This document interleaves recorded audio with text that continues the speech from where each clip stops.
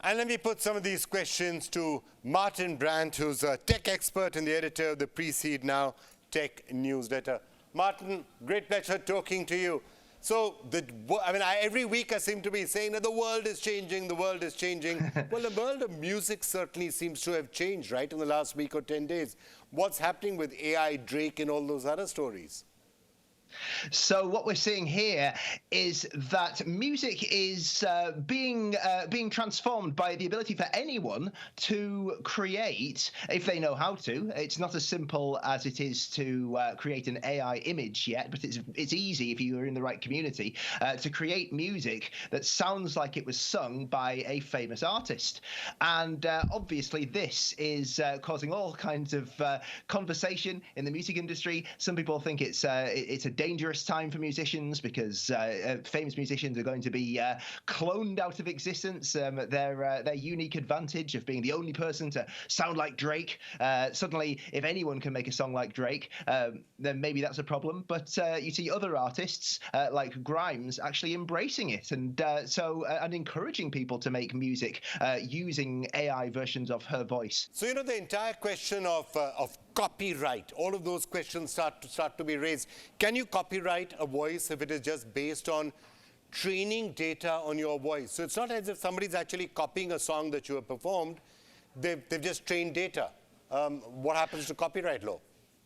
Well, this is an interesting thing because this is a brand new frontier that I think is going to be played out in the courts over the next few years.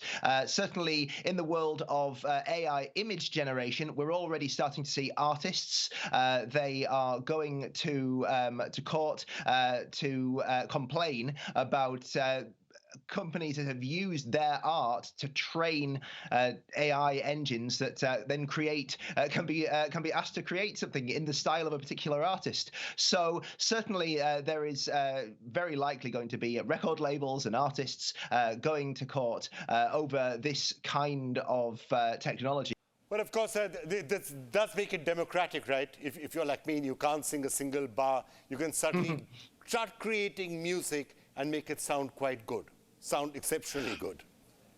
Yes, absolutely. We've seen things like this for a while already. Auto-tune has been around for 25 years, let's say, to make people sound who can sing but maybe can't hold a tune, make it so that their singing sounds more in key, in tune with the music. And so this is kind of like an extension of that. It doesn't have to be AI copying a famous artist. It could be AI creating a voice for somebody who, like you say, can't sing but wants to sing. And if you think about it, is it really that different from a synthesizer that sounds like a flute or sounds like a piano or sounds like a saxophone, for example? Yeah.